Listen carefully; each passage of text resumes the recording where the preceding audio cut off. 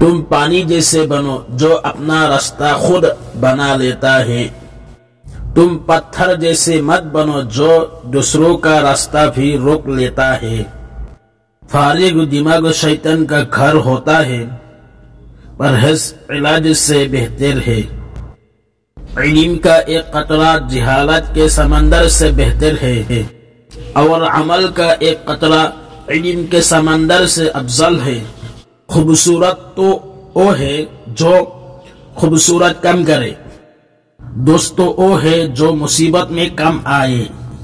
دولت سے آدمی کو جو عزت ملتی ہے وہ اس کی نہیں، اس کی دولت کی عزت ہوتی ہے۔ بھوک کسی قسم کی بھی ہو بہت خطرناک ہوتی ہے۔